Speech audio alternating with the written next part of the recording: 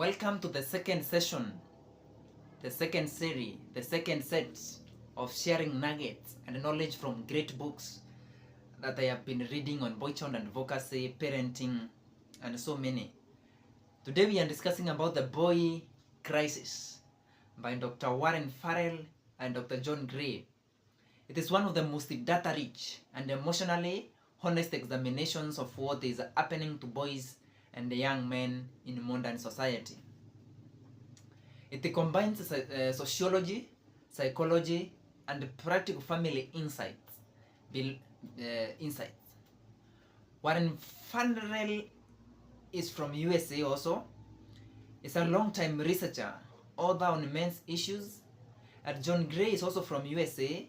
He's a popular relationship author. Together they examine systematic problems facing boys and propose social, family, and policy responses. The major theme in this book is when one sex wins, both sexes lose, or when one gender wins, both genders lose. The authors argue that there is a global crisis among boys, visible in education, mental health, fatherlessness, and identity, and that it stems largely from the loss of purpose and guidance in how boys are raised and valued. Lesson number 1 from the book, The Boy Crisis. The boy crisis is real and widespread. Across the developed world, boys are falling behind in school, mental health, and social connection. Boys are less likely to graduate, more likely to be diagnosed with AIDS, and far more likely to die by suicide. The crisis is not biological, it is cultural and relational. Boys today grow up without clear role models or a shared sense of what being a man means. Lesson number 2, the crisis of purpose. Historically, boys grew up knowing their purpose: to protect, to provide, and to contribute. With the changing gender roles and automation, many boys feel disconnected from any clear mission in life. The authors stress that boys need to feel needed, not just loved, but essential. Without purpose, they turn to withdrawal, addiction, or anger.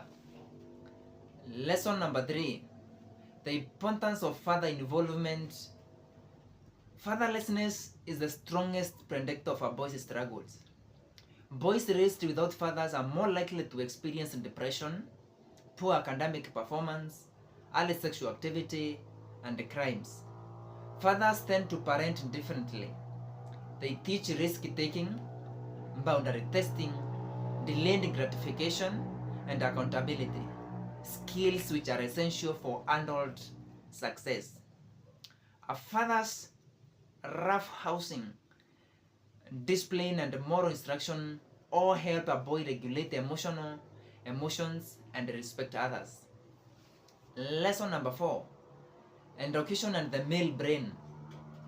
Schools often reward traits like compliance, quietness, and verbal fluency, areas where girls on average develop earlier. Boys' natural movement, competitiveness, and kinetic energy are often misinterpreted as a disorder.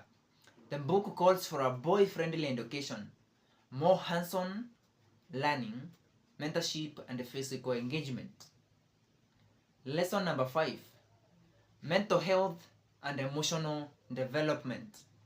Boys are often taught to man up and suppress emotion. This leads to internalized pain that later manifests as anger, withdrawal, or self-destruction. The authors urge parents to teach emotional literacy, how to name, manage, and express feelings responsibly. Male depression is often hidden under workaholism, aggression, or silence. Lesson number 6, the role of mothers. Mothers provide empathy and security. Fathers provide challenge and boundaries. When both parenting styles work together, boys learn balance. Overprotection, though well intended, can prevent boys from learning independence, accountability, and resilience.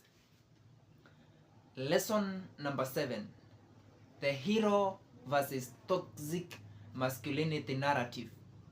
The authors caution against labeling masculinity as inherently toxic. Healthy masculinity involves service, courage, protection, and purpose, not domination. Demonizing masculine traits discourages boys from aspiring to be honorable men. The solution is not to erase masculinity, but to redeem and redefine it. Lesson number 8: the role of testosterone and biology. Testosterone does not cause violence. It energizes the drive to achieve, compete, and protect.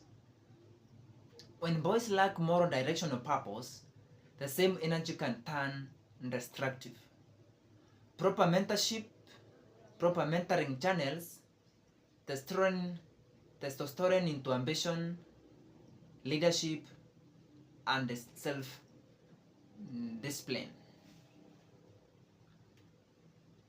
Lesson number 9: the decline of male role models. In media, men are often portrayed as foolish or irrelevant. The disappearance of male teachers, coaches, and community leaders leave boys without examples to emulate.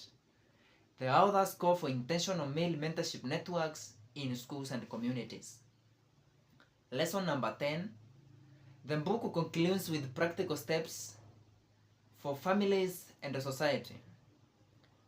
1. Encourage dad involvement time, not just financial support, but emotional and physical presence. Reform education to accommodate boys' learning styles. Create spaces where boys can express emotion and struggle without shame. Rebuild respect for manhood or service, courage, and compassion. Teach boys a new definition of success, not status, but contribution. Major takeaways from the book: boys are not broken, they are misguided and unsupported. Further involvement is the single greatest stabilizer in a boy's life. Society must rediscover the value of purposeful, disciplined, empathetic masculinity. Empowering boys benefits girls, families, and communities. Until we meet next time, I'm your boy child mentor, Titus Mikwa. Let us continue learning. Let us continue improving our great minds. Thank you.